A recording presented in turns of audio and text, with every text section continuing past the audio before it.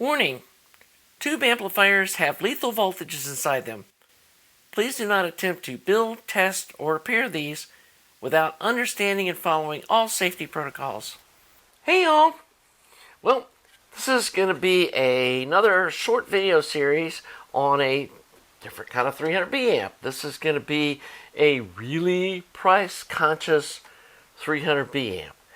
And this isn't intended to be like the last amp you ever buy. This is more for folks that have never listened to a 300B amp and are not really interested in spending, $3,000 or $4,000 on a really upscale 300B amp, and they just want to kind of get their feet wet in direct heated triodes. And so the point of this is try to limit the cost as much as possible without sacrificing too much of the sonic goodness, so you can actually get a feel for what a 300B tube sounds like. And so to meet that end, we're using some musical power supply output transformers that are a whole lot cheaper than those ISO tangos that we've used on the other ones. We're doing a less complex, lower parts count power supply. We're having to adjust some things because these transformers do have a higher DCR or direct current resistance on the primaries, so we got to keep the B plus up. We're going to have to limit the voltage drop in the power supply, and I'll show you how we're doing that. And yeah, hopefully we can hit this price point and still have something that sounds nice. Little things we're probably going to do is use like a Blue Velvet volume control instead of an audio note. Probably not going to use audio note bypass caps on the cathode resistors, and try to find ways to save some money. And this is the first time I've used this Musical Power Supplies power transformer that he custom wound for me, and we may be using this on all the builds going forward because it really simplifies the wiring. You don't have to have a separate filament transformer. I'll show you that we get into looking at all of that. So anyway, let's get busy building this amp. Okay, so we got our transformer bolted down, going through these rubber grommets in the holes in the chassis. And while it's not mandatory, I like to feed these wires through this grommet so they're laid out in the direction that they're going to be routed through the amp. So these two yellow wires here are the heaters for the rectifier tube, and I'm going to run them like around the back of those wires and then up to the rectifier tube. And that way we keep these 5-volt AC heater wires away from this filter capacitor that's going to sit right in here. And you can see here too, this is the longer bolt, and then the 3 shorter ones go in the corners. And I'm going to get my Dremel tool and cut the extra bolt sticking out of this nut off, just so we don't have any worries of this wearing through the insulation in the future and causing a short circuit, because this is going to be tied down real close down here. So we know where these are going to go. So the next ones we have to deal with are the ones that are going to go to the star ground point, and that's going to be this red with the white stripe. We're going to put a tag strip right here under this bolt. We're going to grind off the powder coating, and this is going to be our main signal ground or star ground point. And then these 4 wires, the 2 blues and then the blue with the white, those are 7-volt AC. They're going to come to the bridge rectifiers that are going to be mounted here in the back of the amp. There's going to be one of them right here around in this location, and then another one a little further down here. So those are, you can see, oriented coming out like that. We're going to have a little tag strip sitting here that these 2 green wires will be twisted up and put onto those 2. And then finally we have these 2 red wires here. They're going to come up here to the high voltage on the rectifier tube plates. That's the high voltage AC. And then this brown and black, these two go to the wall outlet. The black one goes to the non-fused side of the IEC connector and kind of helps hold that yellow wire down. You can see it'll kind of sit like that. And then the brown one runs along this edge here up to the switch in the front of the amp. And so I'm going to get all these twisted up and get them laid out. I'm also going to prep all the tag strips that we're going to use in this area back here at the ground, and then I'll show you how this capacitor is going to sit mounted right here, and we'll connect to pin 8 on the rectifier tube, and the other side will go to the star ground point back here. So let me get this stuff prepped up and I can show you what that looks like. We're probably just going to do these green wires. We'll get the grounds, or these center taps. Well, actually, I forgot. The center tap on this heater for the front tubes is lifted with a voltage divider. So it'll actually be coming up here to the front of the amp. And there'll be a little tag strip that comes off this hole that has the voltage divider and the cap for the center tap for the heaters. Let me get the tag strips for these spots all in place, and I'm probably going to go ahead and install this tube socket and the bolts that hold the trim ring on for the rectifier tube and show you what that's going to look like. Okay, so we got a couple more tag strips installed. We got this one back here in the back of the amp, and you can see we've got a solid core 18 gauge jumper wire that ties all three of these terminals together, and this is our star ground point. We ground the powder coating off, and then we had to open up the hole in this tag strip a little bit for this larger screw to fit through it. This is the red with the white wire. That's the center tap for our high voltage. It goes to this ground point. These yellow wires are the 5-volt heater for the rectifier tube. And you always want to twist up these AC wires. When you twist them like this, the electromagnetic noise that's generated from the AC gets canceled out by the opposite phase when they're twisted like this, and it helps keep the noise down. It keeps the amp quiet. And if you don't do it, there will definitely be hum in the amp. So you need to twist them like this.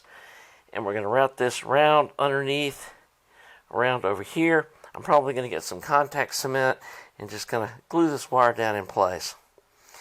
Then we have these two red wires that are the high voltage AC, and they come over here to the plate, which are pins 4 and 6, and then pins 2 and 8 are the heaters, and pin 8's where the high voltage DC comes off the rectifier tube.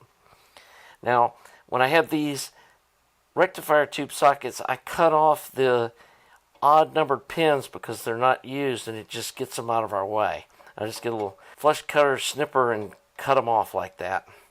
And then on these two, I solder the heater wires into the lower terminals, and I'll probably just trim off the upper hole on this one to get it out of the way. And then on the red ones, I solder them in the upper holes so it kind of lifts this up and gets it away from the heater. And then the wire here goes to the choke, and this goes into the upper hole in the rectifier tube socket. And then you can see it comes down here. Here's our choke down here, and this wire comes up, goes to there. The other side of this is going to connect to this terminal on this terminal strip. Again, had to open this hole up to make this larger number 10 screw fit through it. And then on these mounting tabs, I just bend the tab over and solder it to itself down here to just give it a little extra reinforcement. So the next thing we need to do is install the first cap in the power supply, which we're using one of these Solene film caps, 22 UF. And these things really make the amp sound nice. So one of the tricks here is use one of these Adel cable pipe clamp, whatever you want to call them, these rubber lined stainless steel clamps. And they come kind of in a D shape. You're going to have to mess with it, bend it, massage it with your fingers. It's pretty easy to manipulate, but you're going to have to bend it around to get it this round shape when it's clamped together, because it's not normally that shape. And you don't want to crush these caps. That will ruin them. So you want it where it just barely clamps onto it. And you might even have to change this radius a little bit on this part, this tab, to make sure that it's not clamping too tight. And even if it's a little loose in the clamp, that's okay. It's better to be a little loose than too tight. So this cap goes through this hole here, and then let's go ahead and slide the clamp over it, and then slide it through that other terminal in the back to the ground, and it's going to sit just like that. And it makes a happy little installation of that.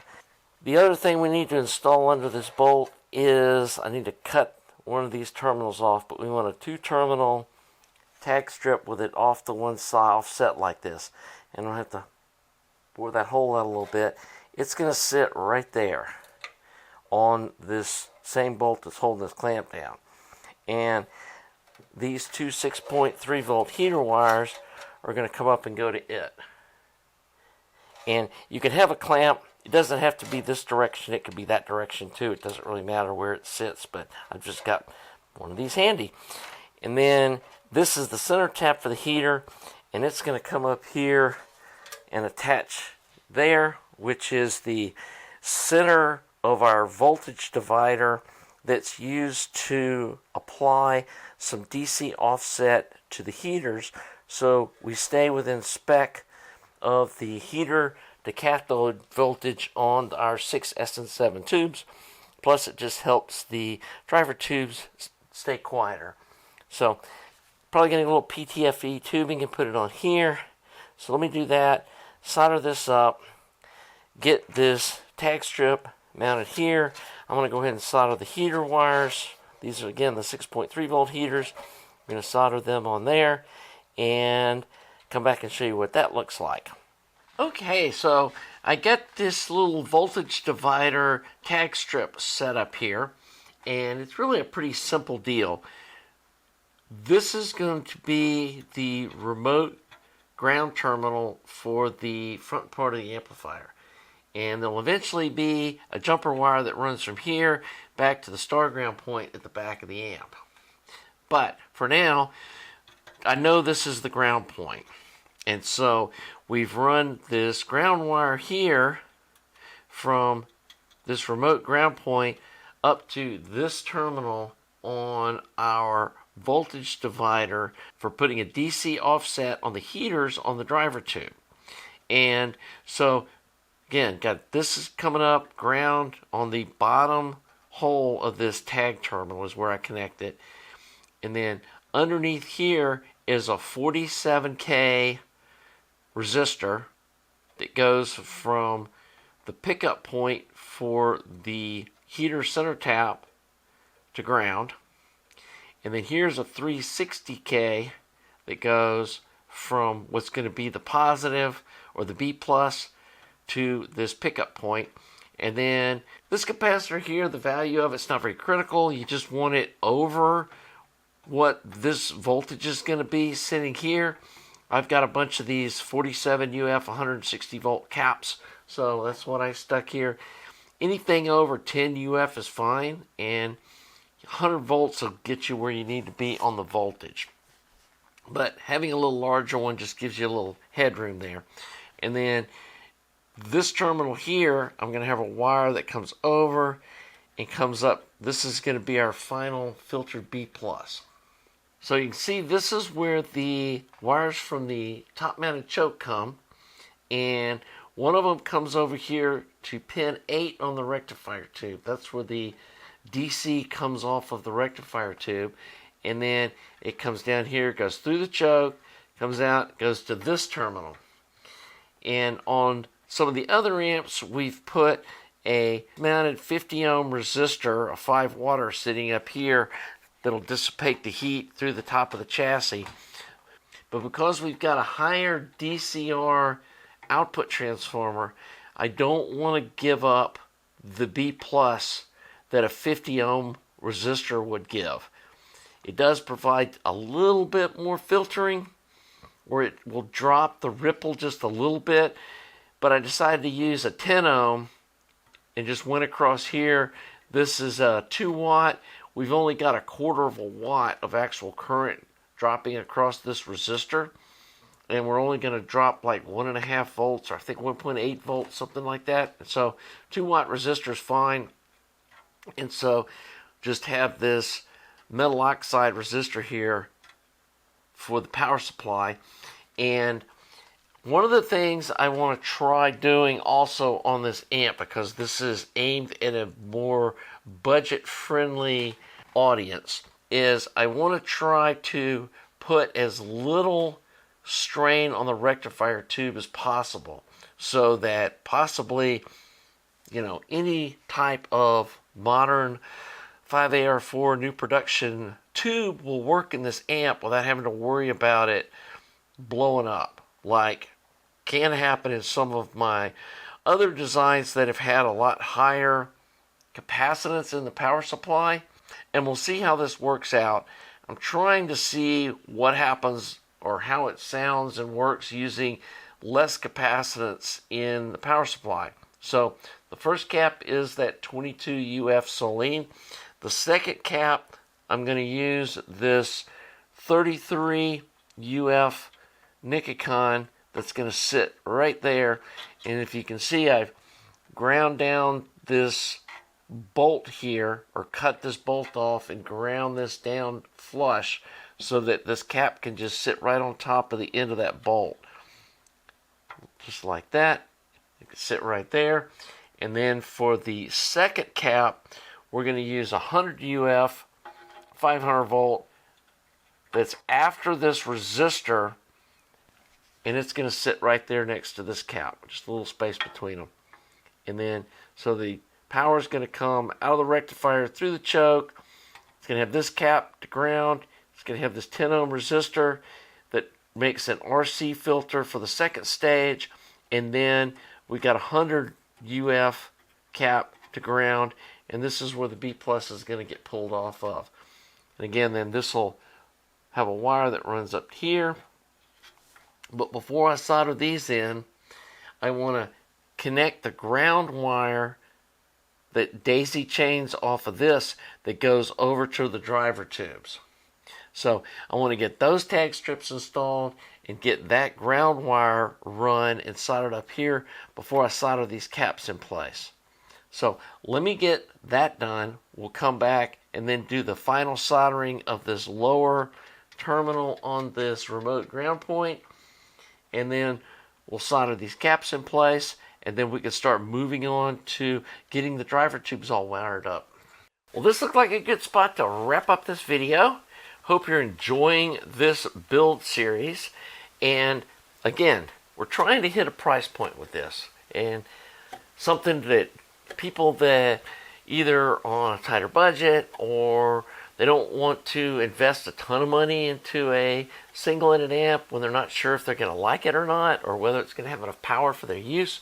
And this is perfect for that person that just wants to see what a 300B tube sounds like. So if you're enjoying this content, please subscribe to the channel. If you've already subscribed, thank you. And thanks to you regular viewers that watch the channel. Thanks to you Patreon supporters. Thanks to folks that make donations at the website if you found this content useful for your builds. And until the next video, have a nice day.